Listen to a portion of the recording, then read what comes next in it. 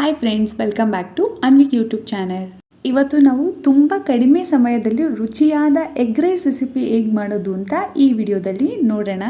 ಇದಕ್ಕೆ ನಮಗೆ ಬೇಕಾಗಿರೋ ಸಾಮಗ್ರಿಗಳು: ಉಪ್ಪು, ಅರಿಶಿನ ಪುಡಿ, ಚಿಲ್ಲಿ ಪೌಡರ್, ಗರಂ ಮಸಾಲ, ಧನಿಯಾ ಪುಡಿ, ಪೆಪ್ಪರ್ ಪೌಡರ್, ಶುಂಠಿ ಬೆಳ್ಳುಳ್ಳಿ ಪೇಸ್ಟ್, ಕೊತ್ತಂಬರಿ, ಪುದೀನ, ಈರುಳ್ಳಿ, ಸಣ್ಣಗೆ ಹಚ್ಕೊಂಡಿರೋ ಹಸಿಮೆಣಸಿನಕಾಯಿ, ಕ್ಯಾಪ್ಸಿಕಮ್, 3 ಮೊಟ್ಟೆ ಹಾಗೂ ಸ್ವಲ್ಪ ಎಣ್ಣೆ. ಮೊದಲು ನಾವೊಂದು ಪ್ಯಾನ್ಗೆ 3 ರಿಂದ 4 ಸ್ಪೂನಷ್ಟು ಎಣ್ಣೆನ ಹಾಕ್ಕೊಳ್ಳೋಣ.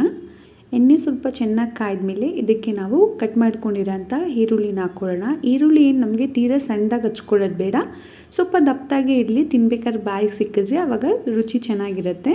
ಈಗ ಶುಂಠಿ ಬೆಳ್ಳುಳ್ಳಿ ಪೇಸ್ಟ್ನ ಸ್ವಲ್ಪ ಸೇರಿಸಿ ಹಸಿ ವಾಸನೆ ಹೋಗೋವರೆಗೂ ಇದನ್ನು ಸ್ವಲ್ಪ ಹುರ್ಕೊಳ್ಳೋಣ. ನಾನು ಯೂಶಲಿ ಶುಂಠಿ ಬೆಳ್ಳುಳ್ಳಿ ಪೇಸ್ಟ್ನ 3-4 ಡೇಸ್ಗಾಗಷ್ಟು ಒಂದೇ ಸಲ ಮಾಡಿ ಫ್ರಿಜ್ಜಲ್ಲಿ ಸ್ಟೋರ್ ಮಾಡಿ ಇಟ್ಕೊಂಡಿರ್ತೀನಿ. ಈಗ ನಾನು ಇದಕ್ಕೆ ಸಣ್ಣದಾಗಿ ಕಟ್ ಮಾಡ್ಕೊಂಡಿರೋ ಹಸಿಮೆಣ್ಸಿಕಾಯಿನ ಹಾಕ್ಕೊತಾ ಇದ್ದೀನಿ.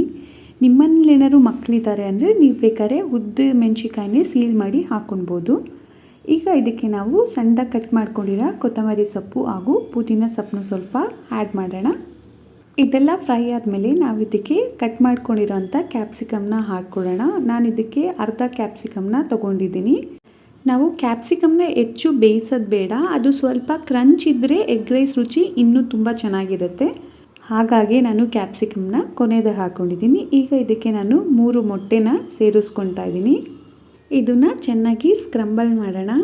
ನೀವು ಆ್ಯಕ್ಚುಲಿ ಮೊಟ್ಟೆನ ಬೇಯಿಸ್ಕೊಂಡು ಅದನ್ನು ಸಣ್ಣದಾಗಿ ಕಟ್ ಮಾಡಿಕೊಂಡು ಸಹ ಎಗ್ ರೈಸ್ನ ಮಾಡ್ಬೋದು, ಅದು ಕೂಡ ತುಂಬ ಚೆನ್ನಾಗಿರುತ್ತೆ.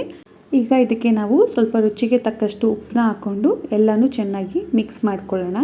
ನಾನು 3 ಕಪ್ಪಷ್ಟು ಅನ್ನನ ತೊಗೊಂಡಿದ್ದೀನಿ. ಅನ್ನ ಸಂಪೂರ್ಣವಾಗಿ ತಣ್ಣಗೆ ಆದಮೇಲೆ ನಾವು ಎಗ್ ರೈಸ್ಗೆ ಹಾಕ್ಕೋಬೇಕಾಗುತ್ತೆ, ಆವಾಗ ತುಂಬ ಚೆನ್ನಾಗಿ ಬರುತ್ತೆ. ಅನ್ನ ಏನಾದ್ರು ಬಿಸಿಲೇ ನಾವು ಹಾಕ್ಕೊಂಡ್ರೆ ಅನ್ನ ಆವಾಗ ಮುದ್ದೆ ಥರ ಆಗಿಬಿಡುತ್ತೆ. ಈಗ ಇದಕ್ಕೆ ನಾನು ಸ್ವಲ್ಪ ಅರಿಶಿನ ಪುಡಿ ಹಾಗೂ 2 ಸ್ಪೂನಷ್ಟು ಚಿಲ್ಲಿ ಪೌಡರ್, 1 ಸ್ಪೂನಷ್ಟು ಧನಿಯಾ ಪುಡಿ, 1 ಸ್ಪೂನಷ್ಟು ಗರಂ ಮಸಾಲ, ಹಾಗೆ ಕರಿಮೆಣಸಿನ ಪುಡಿ ಹಾಗೂ ಉಪ್ಪನ್ನ ಹಾಕ್ಕೊಳ್ಳೋಣ. ಮೆಣಸಿನ ಪುಡಿ ಹಾಕ್ಕೊಳ್ಳೋದ್ರಿಂದ ತುಂಬ ಚೆನ್ನಾಗಿ ಫ್ಲೇವರ್ ಬರುತ್ತೆ.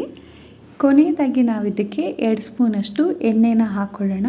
ಈಗ ಎಲ್ಲನೂ ನಾವು ಚೆನ್ನಾಗಿ ಮಿಕ್ಸ್ ಮಾಡ್ಕೊಳ್ಳೋಣ. ನಾವು ನಿಧಾನವಾಗಿ ಅನ್ನನ ಮಿಕ್ಸ್ ಮಾಡ್ಕೋಬೇಕು, ಇಲ್ಲ ಅಂದರೆ ಅನ್ನ ಎಲ್ಲ ಆವಾಗ ಉದ್ರುದ್ರಾಗಿ ಬರಲ್ಲ, ಅದು ಮುದ್ದೆ ಹಾಗಾಗ್ಬಿಡುತ್ತೆ. ಹಾಗಾಗಿ ನಾವು ಆದಷ್ಟು ನಿಧಾನವಾಗಿ ಕ್ಲೀನಾಗಿ ಮಿಕ್ಸ್ ಮಾಡ್ಕೊಳ್ಳೋಣ.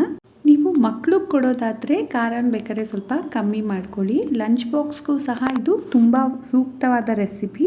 ಕೇವಲ 10 ನಿಮಿಷಗಳಲ್ಲಿ ತಯಾರಾಗುವ ಈ ಎಗ್ ರೈಸು ಸಂಜೆ ತಿಂಡಿ, ರಾತ್ರಿ ಊಟ ಅಥವಾ ಬ್ಯುಸಿ ದಿನಗಳಲ್ಲಿ ತುಂಬ ಉಪಯುಕ್ತ ಆಗುತ್ತೆ. ನೋಡಿ ಸ್ನೇಹಿತರೆ, ನಮ್ಮ ರುಚಿಯಾದ ಎಗ್ ರೈಸ್ ಸಿದ್ಧವಾಗಿದೆ. ಮೇಲೆ ಸ್ವಲ್ಪ ಈರುಳ್ಳಿ ಮತ್ತು ಕೊತ್ತಂಬರಿ ಸೊಪ್ಪು ಹಾಕಿದ್ರೆ ಇನ್ನೂ ತುಂಬ ಚೆನ್ನಾಗಿ ಕಾಣಿಸುತ್ತೆ. ನಿಮಗೆ ಈ ರೆಸಿಪಿ ಇಷ್ಟ ಆಗಿದ್ರೆ ವಿಡಿಯೋನ ಲೈಕ್ ಮಾಡಿ, ಕಮೆಂಟ್ ಮಾಡಿ ಮತ್ತು ನಮ್ಮ ಚಾನಲ್ಗೆ ಸಬ್ಸ್ಕ್ರೈಬ್ ಮಾಡೋದನ್ನ ಮರಿಬೇಡಿ.